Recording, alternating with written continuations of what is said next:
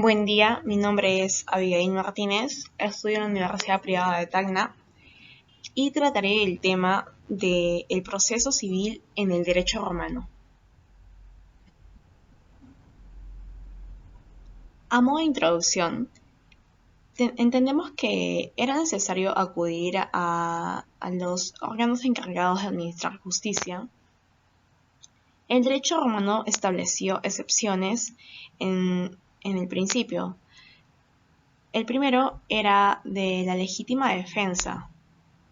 Después tenemos a la sospecha de huida y a la defensa de posesión y propiedad.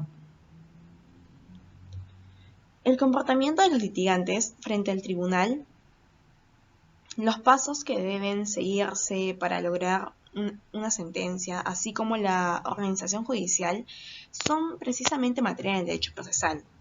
Entendido el proceso como la solución de una controversia por un tercero, que sería el juez, y el procedimiento como los pasos para dar a llegar a esa solución.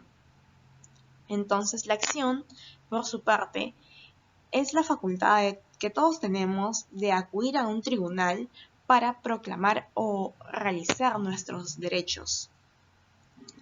Esta rama del derecho se denominó en Roma como el derecho de las acciones, y Gallo, en su última parte de las instituciones, estableció los términos del proceso y procedimiento que dieron lugar al calificativo procesal.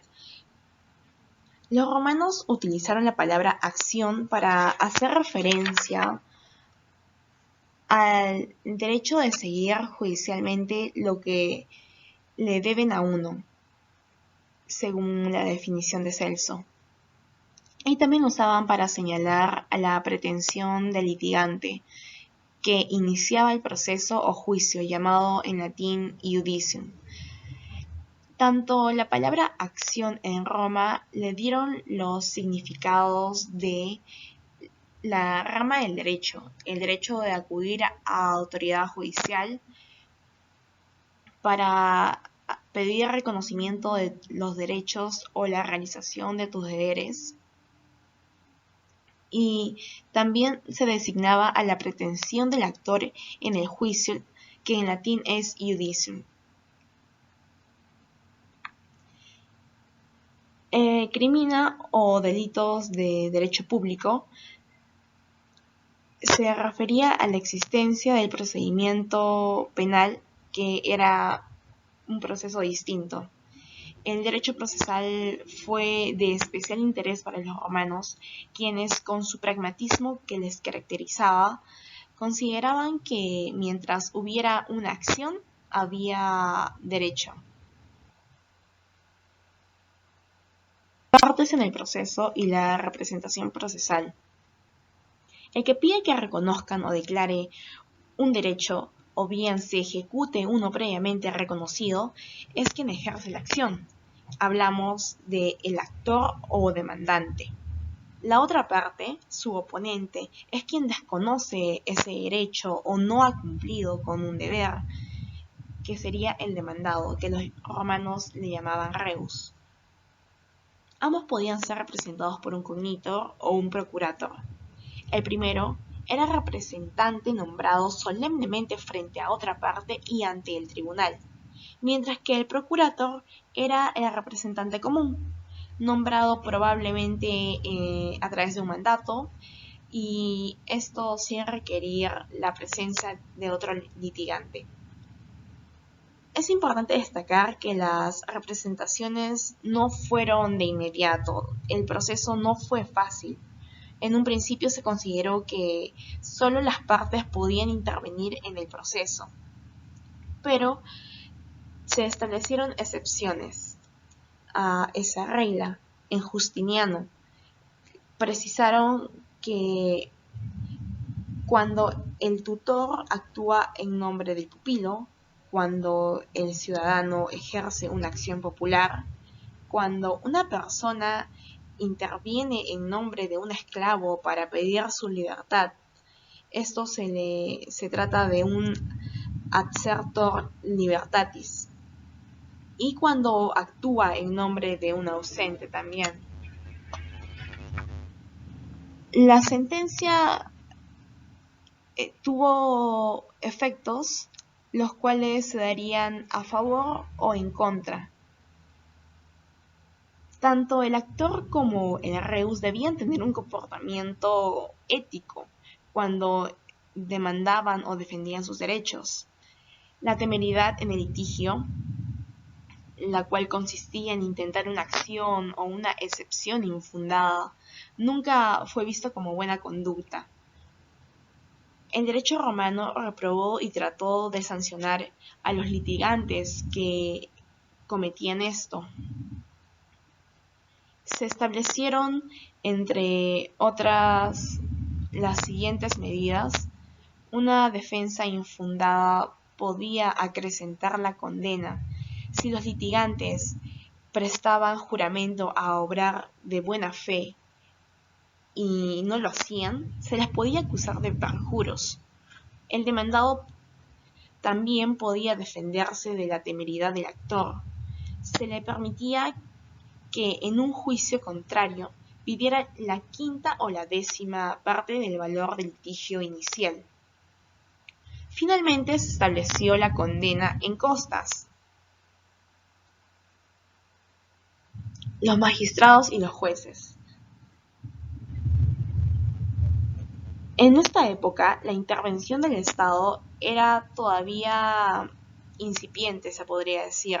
La organización judicial, con tribunales y jueces, actuaban conforme a determinadas reglas de competencia, las cuales apareció en Roma hasta la República. Los magistrados jurisdiccionales más importantes fueron los pretores, los cuales se dividían en dos: los urbanos, que tocaban los conflictos de los ciudadanos, y el peregrino, que trataba las causas que conciernen a los extranjeros o entre extranjeros y ciudadanos. También se establecían a los ediles curules, con una jurisdicción más limitada, ya que su administración de justicia solamente se daba en los mercados. Tanto los pretores como los ediles ejercían sus funciones en la ciudad de Roma, mientras que en las provincias la función judicial se desarrolla por los gobernadores y los funcionarios municipales. Durante la República y el Principado, el proceso estuvo dividido en dos fases. Era la primera, in iure, la cual llevaba ante el magistrado la función conocida como jurisdictio, la cual consistía en otorgar o denegar la acción, fijar los términos del proceso para más tarde ser llevado donde el juez, quien dictaría la sentencia en la segunda fase del proceso, llamada el apud iudicem. En virtud de esta facultad que para ello le atribuía el magistrado. En esta época los jueces no eran funcionarios públicos, sino que eran ciudadanos particulares. Podía haber un único juez, el cual era escogido por las partes o bien sorteado o designado por el magistrado. Existían tribunales estables, como el de los recuperadores, que intervenían en controversias en las que figuraba algún extranjero. Así también existían el decemviri, que conocía de las causas de libertad, o el de los centumbiri, que decidía en los casos concernientes a la propiedad, al derecho de familia o también al derecho sucesorio. Se conocieron tres sistemas en su procedimiento. El primero era el legis actiones, o acciones de la ley, el cual se inició en la monarquía y quedó consagrado en la República con la ley de las 12 tablas. El segundo sistema de procedimiento fue creado por el pretor peregrino, el cual coexistió con las acciones de la ley. Al principio lo usaron los extranjeros, después los ciudadanos y finalmente sustituyó al sistema de las acciones de la ley. Estos dos primeros sistemas consagraron la división del proceso en dos fases mencionadas y a ambos se les conoce con el nombre genérico de Ordo Judiciorum Privatorum, que sería ordenación de los juicios privados.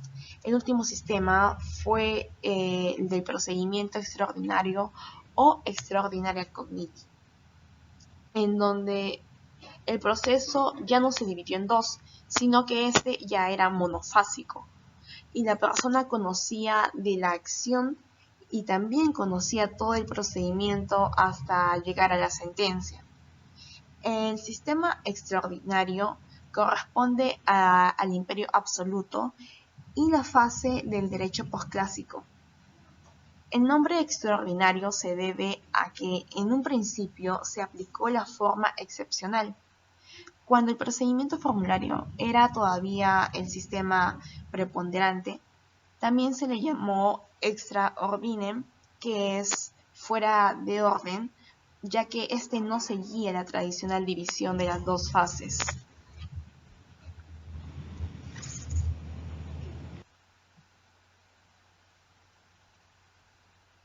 El sacramentum era una acción general. Servía para pedir el reconocimiento de un derecho real como de uno personal. Aplicaba en cualquier caso. Primero se acudía a los pontífices. Si la acción era real, como pedir el reconocimiento de un derecho de propiedad, el demandado afirmaba ser propietario del objeto litigioso. Después se simulaba una lucha. El magistrado intervenía, indicándoles que si hiciera una apuesta, decidiría un ganador. En la acción personal, el actor pedía que se le pagara algo que le debían. Negaría lo pretendido por el oponente, y además este trámite era muy similar al anterior. Se simulaba un pleito, se efectuaba la apuesta y el juez decidía. El magistrado citaba comparecencia ante el tribunal 30 días después, en el que designaría al juez para que dé fin al primer proceso, que sería el miure. El magistrado se le dio el nombre de litis contestatio. En la fase apud iudicem se desarrollaba ante el juez. Se basaba en la fase anterior. Examinaría las pruebas, oiría sus alegatos y pondría fin al proceso. O sea, decidiría quién gana. La cantidad depositada era recuperada por el ganador y, como se entiende, perdía para el vencedor, que éste entregaba su apuesta a favor del templo. Ya en épocas posteriores se le entregó al fisco. En la postulatio iudicis, la acción de la ley por pretensión de un juez o de un árbitro era aplicable también en cualquier caso. Procedía en dos casos. En acciones divisorias, como la herencia indivisa o de la cosa común en la copropiedad o el deslinde de terrenos, cuando cada uno recibe lo que le corresponde. Después, el otro caso sería los de créditos resultantes de una estipulación, que es un contrato verbal. La persona se podía obligar a cualquier prestación. La acción sirve para verificar la celebración del contrato y, en caso afirmativo, para saber en qué términos. Tanto en la fase in iure como en la apud iudicem, el procedimiento es el mismo que en la sacramentum, solo que aquí no encontramos apuesta. Después sigue la condictio, que es la acción de ley por requerimiento, que el actor requería a comparecer el nombramiento del juez. El requerimiento da nombre a todo el procedimiento. Después encontramos a la manus inectio, que esta exige garantías. La primera era que el acreedor lleva al deudor moroso al magistrado a que recite la fórmula determinada y poniendo en su mano sobre él la manus iniectio, para dar a conocer el título, su prestación y la cuantía de su crédito. La segunda es la ley de las 12 tablas, que las 12 tablas fijó los plazos que debían mediar ante la aprehensión corporal y la ejecución de la venganza, para que el deudor pudiera pagar. La tercera, la manus iniectio, cuando una deuda había sido reconocida judicialmente en un proceso o cuando el deudor la reconocía. La cuarta es cualquier tercero, o sea, el vindex, o el propio deudor podían oponerse a la manus iniectio si no estuviera justificada. El magistrado suspendía el proceso y nombraba a un juez establecer si existía o no el título invocado. Si el vindex perdía el proceso, la manus iniectio se dirigía en su contra y por el doble del valor. La pignoris capio, que era la acción de la ley de toma de prenda o embargo, es una acción ejecutiva que servía para ciertos acreedores.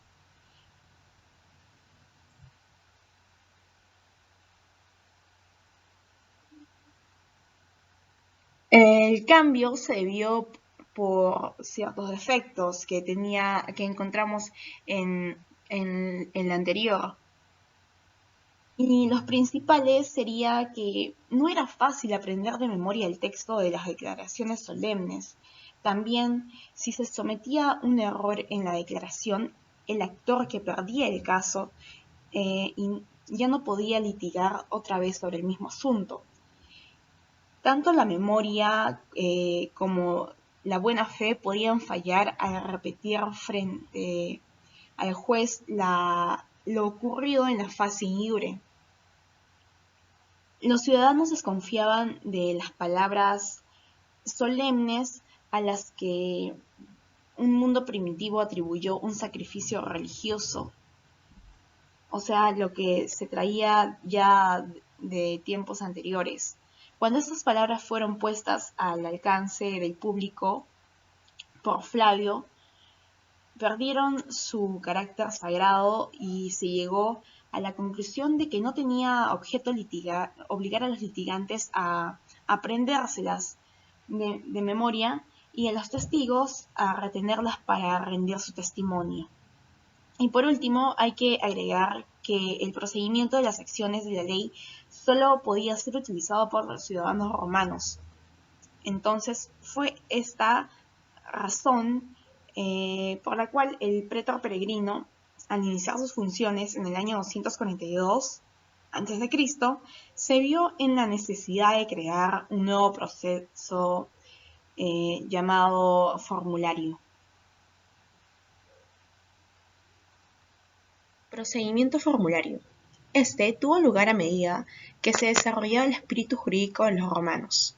Se vio la necesidad de fincar el procedimiento sobre la base de documentos. Estuvo dividido en dos fases: in iure, que redactaba y aceptaba la fórmula, y la fase apud iudicem, la cual era desarrollada ante el juez.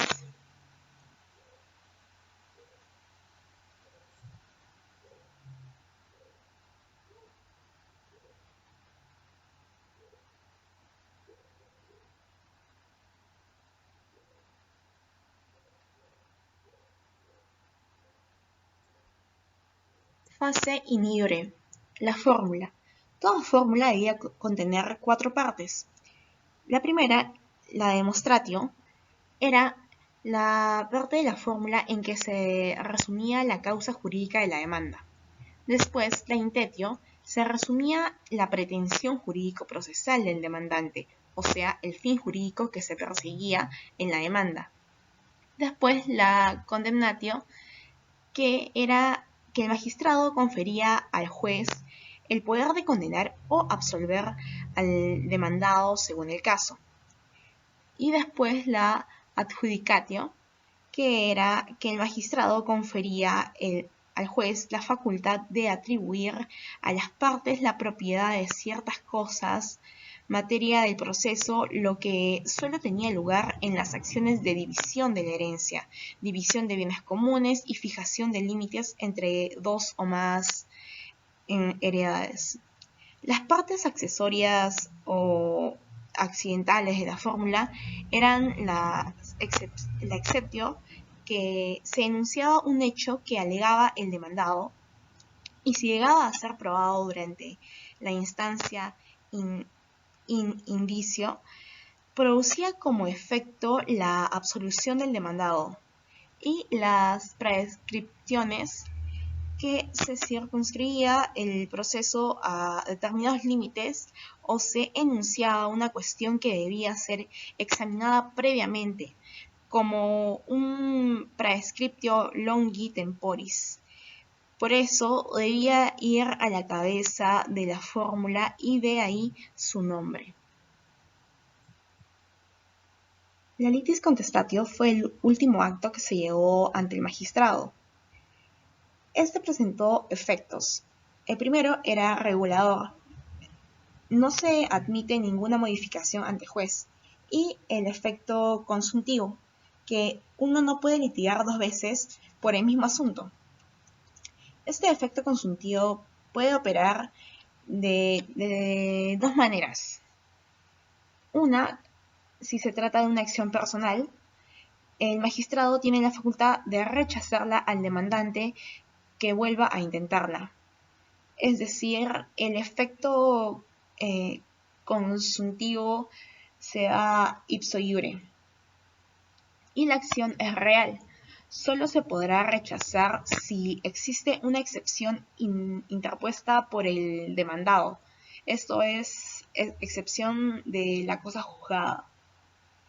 Y por último, el efecto creador, que por ser litis contestatio una especie de contrato entre las partes, ambos deben sujetarse a las consecuencias que nazcan de esta nueva relación.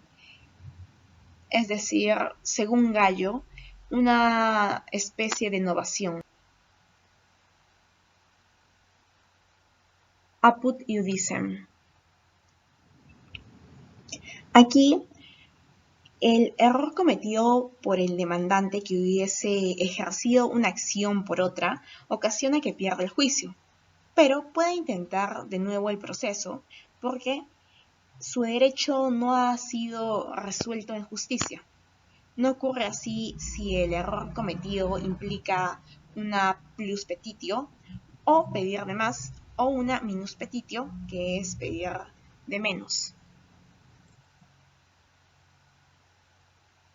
Las vías de ejecución. El deudor tenía un plazo de 60 días para cumplir con la sentencia. En caso de no hacerlo, el acreedor puede ejercer la actio iudicati, que es acción que reemplaza a la manus iniectio. Ejerce sobre los bienes del deudor mediante cualquiera de las siguientes medidas. La primera, que es la bonorum venditio, la cual se sacaba a la venta el patrimonio en masa del deudor para pagar el objeto de la condena. La otra es la bonorum distractio, que se sacaba a la venta con el mismo fin determinados bienes del deudor sentenciado. Y la pignus in causa judicati captum, que por último de los expresados procedimientos ejecutivos se autorizaba al demandante para tomar en calidad de prenda, o sea, el pignus, determinadas cosas del deudor sentenciado a efecto de garantizar el pago. Protección jurídica extrajudicial. Se crearon estas medidas para encaminar, proteger situaciones especiales no contempladas en la fórmula o que ameritaban una solución más rápida. En estas medidas, que podemos llamar extrajudiciales porque se pueden dar en el juicio o con independencia de este, son las estipulaciones pretorias, la in integrum restitutio y los interdictos.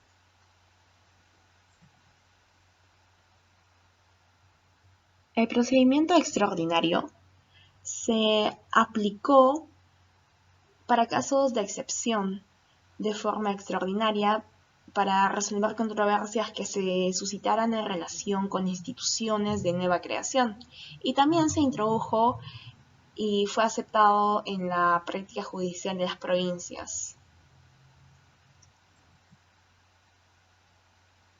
Este procedimiento se caracterizó por ser monofásico, ya que aquí no encontramos la división in iure y apud iudicem.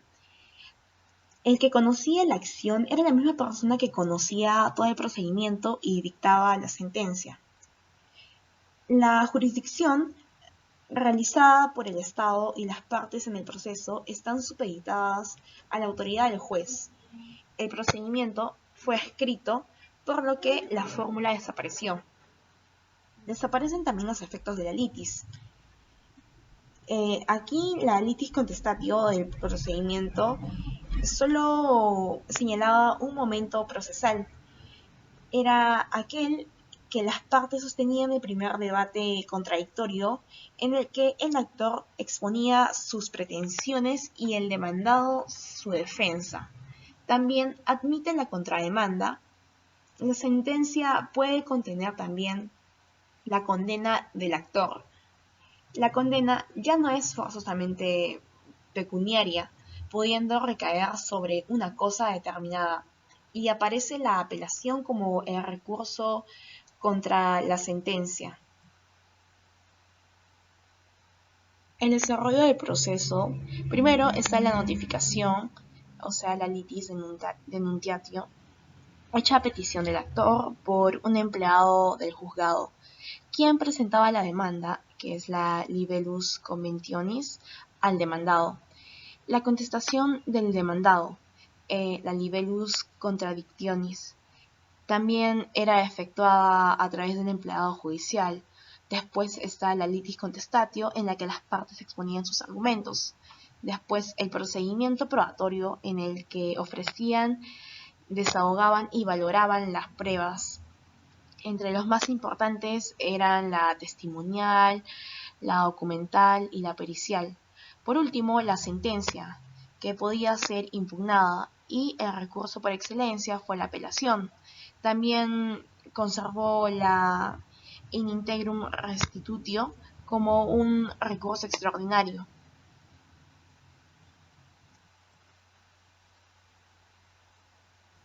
Respecto al tema expuesto, traté solo el proceso en controversia entre el particular. La aplicación de penas le concierne al derecho penal.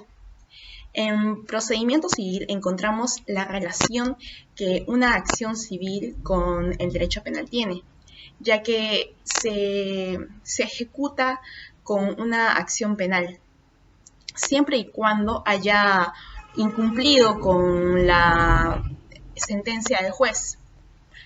Las acciones de ley, como el procedimiento formulario en el derecho romano, fue de carácter pública, sin posibilidad de apelación, entre otras cosas. La diferencia con el procedimiento extraordinario, lo más resaltante, si las separamos a las leyes actiones y el procedimiento formulario dentro del sistema ordo judiciarum privatorum y el ya conocido cognitio extraordinem o procedimiento extraordinario, entonces estableceríamos la diferencia que había una excesiva rigidez respecto del primero, lo cual cabe resaltar que tras la Lex Aeulia y la Leges Iuliae fue más suave y flexible. Y la característica monofásica del extraordinario tiene efectos distintos, destacando el efecto novatorio o de transformación de términos acordados. Muchas gracias por su atención.